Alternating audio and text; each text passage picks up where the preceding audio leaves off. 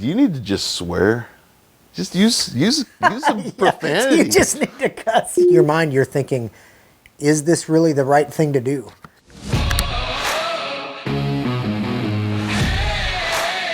You are listening to EMS with your hosts, Erik Axene and Matt Ball.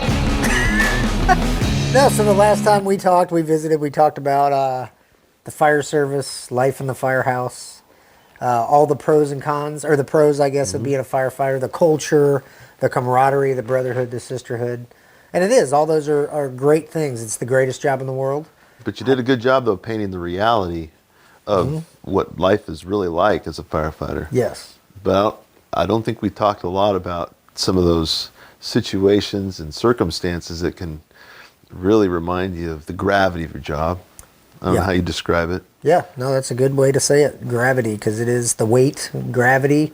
It's crazy because, most of what we do is, BLS calls, fire alarms, even structure fires, I'd say 95% of what we do is pretty run-of-the-mill. We get serious patients, but not necessarily, you get STEMIs or strokes or even a CPR. We all understand that people die, at some point. And when you run on an older person that has, reached their time limit and they expire, it's not overly traumatic. But then there's those, I don't even know what statistically those numbers are, but you get those rare calls where it's difficult, very difficult scenes, very difficult for the responders, very difficult for the hospital staff when we bring those patients in. But what I think is different and sometimes tougher is the fact that in your line of work, being a more hazardous and a risky job, there's a higher likelihood that you're going to lose a colleague. And then not only that, because of the nature of your job, you could be responding on that colleague. Yes. So there's a reality of the job you're choosing to do. Yeah. I've had to treat people who I knew. Sure. I've had to code people that I knew. Yeah. That's a part of my job where I got to do my job. And I think that you got to take that even a step further in your line of work, where you're going to be responding potentially to a friend, colleague. Yeah. A lot of times you don't even know. Sometimes they do, sometimes they don't. We've had numerous situations where I work where both police and fire have had to respond on incidents where it was, firefighters or police officers for different reasons. 911 was contacted, and like I say, sometimes you know and sometimes you don't know what you're going on. But those are difficult, extremely difficult situations, especially, if you're treating somebody that it just brings the level of difficulty, exponentially. I'm going to go off script a little bit. Yeah. We don't have scripts here. No. There's no teleprompter. Correct. But we do talk ahead of time about things that we want to say in our podcast. But I'm going to go off script a little bit. Just don't be too nervous. Not nervous. But we've had some tragedies recently in your department. And being former medical director for your department, I feel you're part of very the family. close. 100%. Love you guys. Yes. But I'd like you to maybe take us to how you felt in the last 6 months, losing 3 of your colleagues in different ways. And they're all very different. But maybe you could take us behind the scenes a little bit, how you felt and how you walked through that. Yeah, it's always a tragedy, regardless of how somebody goes, always a tragedy. We've experienced quite a bit of loss lately with my department, as you know. And I'll to try to find the good in it. Obviously, first off, I'll say, a lot of times those tragedies can't be avoided. Things happen. And especially when you respond, I think one of the things that we have to keep in our head is that we didn't create, whether this is somebody that we know or somebody that we don't know, we didn't create the emergency. We didn't create the incident, right? And we do our best, obviously, when we go on these calls. But it exponentially takes the degree of difficulty up. Even Siri says that. Takes the degree of difficulty up for those people responding to those calls. But But yeah, but what's neat to find the silver lining, so to speak. What's neat is to always see the family and the brotherhood and the sisterhood of the fire service come together, even outside the department, the surrounding departments. Just the outpouring of support from everybody, offering to come fill in at the stations, to citizens bringing food to the stations, just to focus more on the positive I think it's super important. But yeah, it's very difficult when you have to respond on anybody that that has experienced an accident of some sort, and you have to run on them and work on them. It's extremely difficult. One thing I would say is that is why I am part of our group, and this is not a plug obviously for our continuing education stuff, but this is why I am passionate about EMS. And I know that EMS, and we've talked about this a lot, is kind of in some ways the redheaded stepchild of the fire service. But the reality is that we've had numerous things where if capable paramedics were not on the scenes of some of these calls, the outcomes of some of these things would not have been what they are. We have a firefighter that works today and is alive today because he had capable paramedics there when he had a extreme medical emergency. And had he not had capable paramedics or paramedics that just wanted to give him a dose of diesel, the outcome wouldn't have been the same. And so that's why I am so passionate. I know you are too. Yeah. But sometimes it's us that we run on. It's not just Joe Citizen. It's our own people. And with heart attacks being such a huge factor of firefighter deaths, it is immensely important to me. And that's why I'm passionate about knowing what to do in these emergencies, because it might be our brother or sister that we're working on, and we want to be at our best in those moments. That's our why. That's our why. Absolutely. Yeah. But and I think to elaborate on what you said, I want to be really clear. You've said it before. Everybody's heart, the vast majority of people's hearts are in the right place. Yes. But to actually be able to recognize the signs and to be able to perform those procedures, those life-saving procedures, it takes some pretty keen assessment skills and management skills with practice and knowledge. I mean, it's a muscle you have to work out to be able to utilize it. And there are a lot of very, very good paramedics out there that do their job great job out there serving our community for the bread and butter stuff. Yep. But then there are those really unique calls that require a very unique skill set that I'd like to see those things expanded. Yes. Because regardless of your department, regardless of the agency or municipality, these things happen. Yep. And being on point with these things saves lives. Absolutely. Yep. And a lot of the time we can save by doing these things in the pre-hospital environment, not waiting for the ER. Yeah. Saves lives. Oh yeah, absolutely. Yeah, I remember we were talking earlier about, I've only done a surgical crack one time in the field. And I remember thinking to myself, I saw all the indicators that it needed to be done, and I still was like, I don't want to do this. Yeah. I'm on a living room floor of this guy's home, but all I can think is, I don't want to do this. Yeah. But I knew that it had to be done. That was the only thing that could work. And I remember after it was like I kind of had to take a breath. It was just, that's an extremely stressful thing. And part of it in my mind at that time was, because you have to make these decisions right now. Yep. And in the back of your mind, at least in the back of my mind, and I've talked to other people that have been in similar situations where they're like, in the back of your mind, you're thinking, is this really the right thing to do? Yeah. Does this guy really do I really need to cut this guy's throat and put a tube in his, but again, you see all the indicators, but this is all happening. You're processing all this information super fast, and you're just always worried, like, if I do this wrong, is somebody going to come back and say, oh, well, I missed this because I'm trying to process this? It's such a stressful, there's so many things that we do when we make these decisions, and that's where experience really comes in. You can't train somebody for that. I mean, you train over those things and you look for the indicators, but in the moment it happens so fast, as that you got to make a life or death split-second decision, and it could go right or wrong.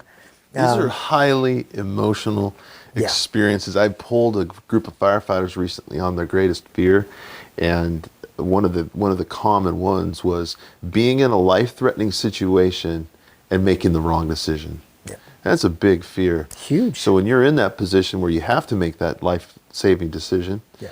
that's emotionally taxing. And then afterwards, like you said, you need a minute. Yeah. But Sometimes you can't take a minute. No, that's because we're in the right. house. I still got to continue to transport this guy and resuscitate that guy, and yeah, it's it's extremely difficult, and that wasn't even somebody that I knew. So adding that stress on top of it, I couldn't even imagine the level of stress. And in today, 2023 we're in, and the amount of, unfortunately, mass shootings that we have going on, and the traumatic nature of those calls. I mean, I pray that I never have to go on one of those, and I pray for anybody that has gone on one of those. They're just horrific scenes. You're dealing with, a call that the level of trauma that you're visualizing, and then, working in a suburban environment, we don't do a tremendous amount of trauma. No. It's not like being in the military in a war zone. You kind of expect that kind of trauma. I mean, we certainly get our share of trauma, and but not to that level. And so that's probably going to be a once-in-a-career scene, and then you're having to operate at an extremely high skill level of recognizing, not only recognizing what's going on, but now you're passing people that normally you would stop and treat, but in those situations you can't. You have to save the max amount of people. We've talked about that before, mass casualty situations. So I can't imagine that level of stress on first responders going to those scenes. Just horrendous. Well, that recently that had occurred in our community, where we had a traumatic loss of a colleague and a friend, and then 6 minutes after the beginning of we get another tragedy. And I know it hit close to home for me in multiple ways. I had a relationship with a fallen colleague. Loved him dearly, and then one of the families of kids at my kids' school were killed. The parents were killed, and one of the siblings was killed. The youngest child, I think the middle child, actually survived with no family. Another family lost both their kids. I mean, this is tragic. This is really tragic. And the reality, though, is that, and again, this is kind of the purpose of this podcast, is that I know one of my best friends in the area was the ER doc on shift, taking these families, these kids, and having to treat them. And it was special for me from an ER perspective to see people coming in from home offering to help, and there's a lot of support there, medically speaking.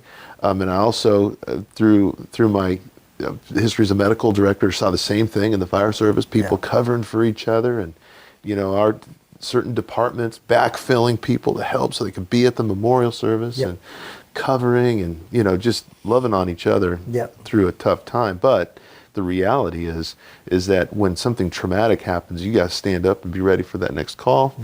And even if it was nice to see some of the guys on scene who maybe responded to these calls have a shift off, get some time off, but they got to come back.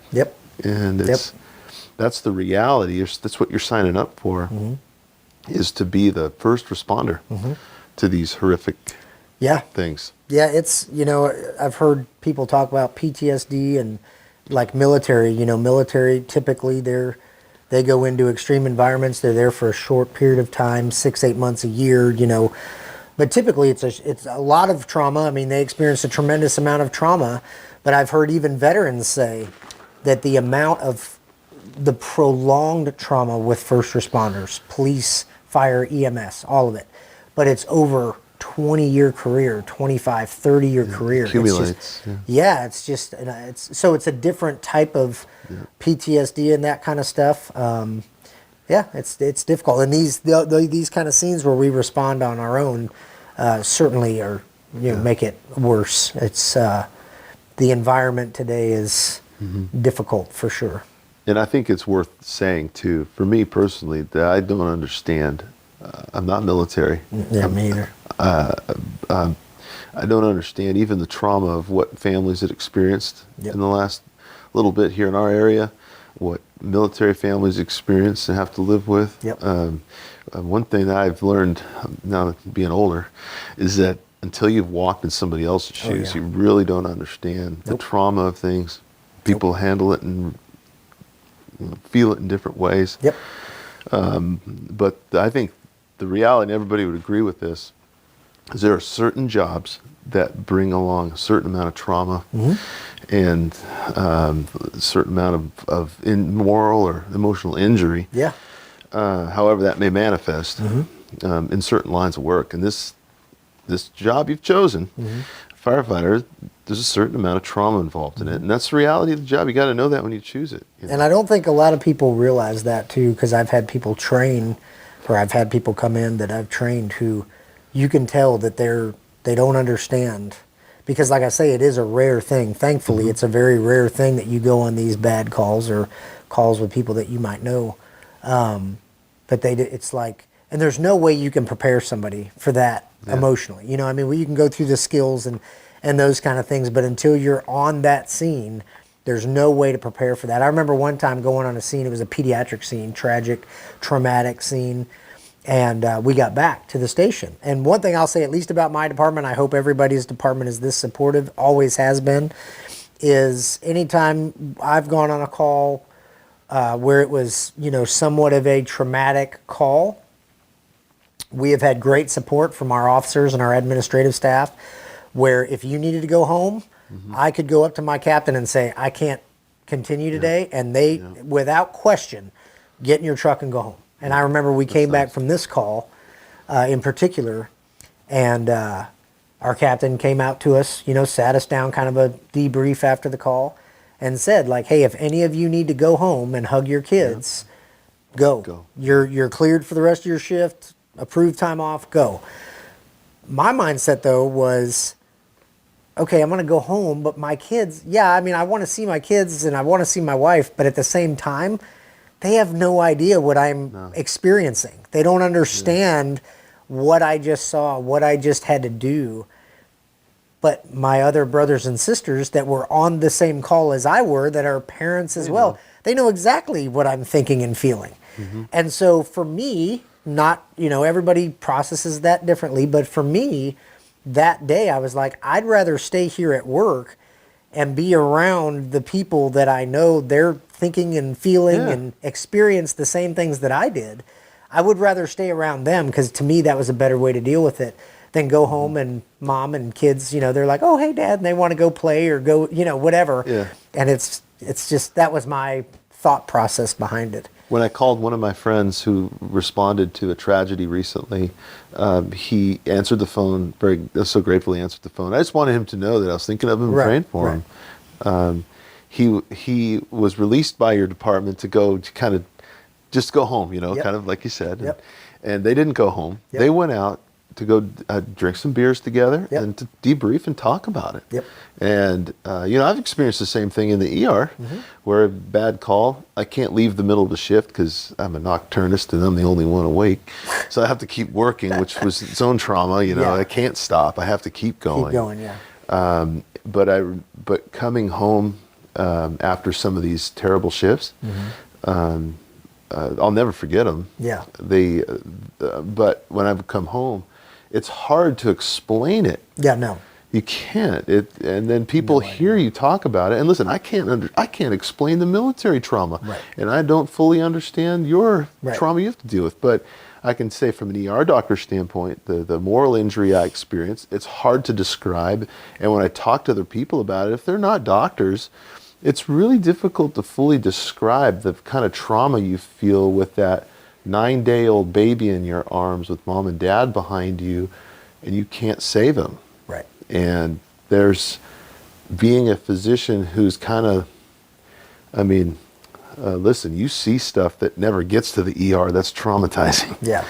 Because those decapitations and all the terrible things you see that are not salvageable is traumatic. And they go to the morgue, but you have to deal with it.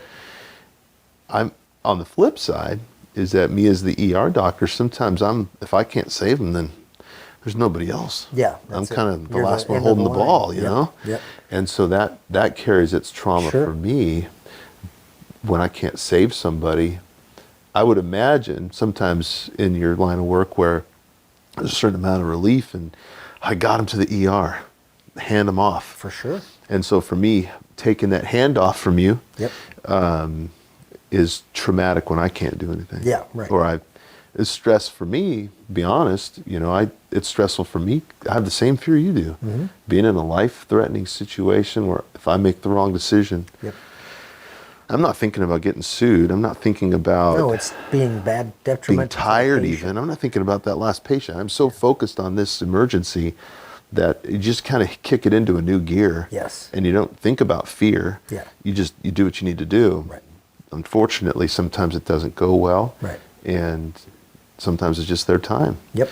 But even in that case, I always think, man, is there something I could have done? Absolutely. Second guess yourself all the time. Yeah. Yeah. If I'd have done this faster or done this different or gave this thing and, Yeah. hindsight's 2020. Monday morning quarterback in the Yep. Super Bowl is really easy to do, but making those critical decisions, immediately, Yep. it's extremely difficult. But like you said, going out, you said those guys went out. I think that everybody deals with emotional trauma, PTSD, whatever word you want to put on it. Everybody deals with it differently because everybody has a different way that they process those things. But for me, I know, and for a lot of first responders, being able to go out with other first responders is some of the best therapy for me. Because like I said, I could go home and talk to my wife and she doesn't, know, with all the best intentions. Your wife doesn't know what it's like to be an ER physician, Nobody knows. It's like me going to talk to somebody that's been in the military and I don't know what that's like. I've never experienced that. And so I think there is a lot to, and this is what's interesting, since we've had a lot of these tragedies in my department, our department's been great, sent out counselors, different things to make sure people are good, give us resources, if we need to talk to people. But most of the time, I find the most helpful thing, and a lot of guys I think find the most helpful thing, is sitting around that kitchen table, after dinner and just talking with your crew, talking with your brothers and sisters, because they know they're probably feeling and have experienced the same things you are. And I know that some of the guys that have dealt with some of the stuff, they've come out and sat around and they said sitting around a smoking table or the kitchen table was some of the best therapy they've ever had. Yeah. You go to these people with all these degrees and all these things, and some of the best therapy is sitting around hearing a bunch of firemen cuss and discuss and drink coffee and, break balls for like. Be honest. Yeah, it's honest, it's raw, and that's what firemen are. You know why? Because that's what these calls are. They're not pretty, they're not controlled, they're raw, they're nasty, they're real world, and dealing with that and being honest about what it is, all the pretty words that you learn in counselor school or whatever. And I mean, God bless those people for they're trying to do the right thing, but like I say, just sitting around cussing and discussing with a bunch of other firemen it's just real. And I think that's kind of with the military, it's the same thing. Like, dude, you're a counselor. You don't know what I saw over there. You don't come at me with all your stuff, We've talked about this before, and I really believe this is a position that the best thing we can do for our health has nothing to do with the exercise and the nutrition. One of the biggest things we can do, we're not going to get into it right now, is the tribe. In my acronym REST is the T is tribe. It's the team, it's the community. I got a call from a firefighter the other day he texted me first and was saying, man, I really need you to pray for me. Yeah. Because they know my faith and they oftentimes will text me and say, pray for me. Yeah. And I love that. That's one of the things I love about my relationship with these guys. And a lot of them are not believers or Christian or whatever. Right. They're different faith backgrounds, but they know that I pray, and they'll call me to pray for them. Yeah. And this particular firefighter texted me and says, man, I'm struggling. I just don't know what to do. I'm tired. I'm tired of it. Pray for me. It's like, oh no, what's going on, Yeah. And I'm trying to call him, and he's not answering his phone. Yeah. And then he did text me later that night. He's like, I'm okay. I'll call you in the morning, kind of thing. Yeah. It's like, okay, guys. Just needed, yeah. Well, we talked the next morning, and I told him I prayed for him. I just wanted to know what was going on because he didn't tell me anything. Anyway, point is, he was starting to tell me the story, and I said, hey, hold on a second. Do you need to just swear? Just use some profanity. You just need to cuss. Yeah, and he said, it effing sucks. That's what he said. And we both laughed. Yes. And we both smiled, and it just brought the. I think so funny. I think he was just honest. Yeah, he was trying to be appropriate. Yeah, exactly. And so for me, I felt like he was being honest that it was ugly what was going on. Yes. And he was honest with me, and I smiled and laughed. Yeah. And accepted him. Yes. And Yes. it's not a big deal, but when you sometimes just let your guard down and just say it effing sucks. I don't swear, but it's okay. Sometimes it's you just cathartic to do that. Yes. And that's my point, and I think that's part of the community is to kind of share. It's like, you know what, I may not fully understand what's going on and how you feel, but I'm here, and I want to understand. Well, and that's like dark humor. People talk about the fire service and dark humor, and a lot of it, that's part of what it is. Because like I said, it's real world, and the real world, some of the things that we go on are not pretty at all. They're terrible. And the real world is where I want to be. Exactly. And I would be able to hug a guy. Exactly. Pray for a guy. Yep. Be Let with him the guy, cuss, girl. scream, cry, whatever. Yeah, Absolutely. whatever you need to do. That's Raw how you're emotion. feeling. Absolutely. And I think when you're honest about those things and have an avenue for it, it's healthy. When you don't, and you're hiding it or you're isolated, that can be dangerous. Yep. That's I think the reality of the fire station, to kind of circle back to how it is. Yeah. One of the things I loved about being in the fire service back when the earth was young was the camaraderie. Yeah. The camaraderie. And that's part of what I love about being a medical director. Sure. I was on a ride out a few days ago, and the guys were apologizing because we didn't get a lot of calls. And they're like, sorry, we only got one call during this time I was there for 6 hours, and one call, and they were kind of apologizing to me. It's like, that's not why I'm here. Yeah. It's the camaraderie, it's the hanging out. The food. And the food. The coffee. Yeah. So it's the relationships. Yeah. I think that's the most important thing. But anyway, the point is the reality of the fire service is there's a camaraderie that's built in. And if you choose to engage in it, it can be very powerful. If you choose to isolate yourself, it can be bad for the whole station and for you. Yeah. So I think, no, that's not good. Yeah, isolating yourself is not. And that's really what these calls are terrible that we're kind of talking about. These calls, these situations, they're horrible. Yeah. But on the bright side of them, that's what makes the camaraderie, because that brotherhood formed in battle, so to speak, with military, to use a military term, that's what that bond is stronger than anything. When you're bonded together in trauma, it's huge, and that's where that camaraderie comes from. Which is really cool, and that's the beauty of the fire service. That's the light at the end of the tunnel. The silver lining of these horrible things is the fact that, unfortunately, that's the glue that makes us a brotherhood and a sisterhood, and has us form bonds that will form for the rest of our lives, that nobody else can understand. So. Well, I think you just hit the nail on the head. That's a good way, I think, to end our podcast. Terribly traumatic, but wonderfully bound and unified in the community of a bunch of colleagues. Part of what makes it the greatest job in the world. It's the brotherhood. Yeah, well said.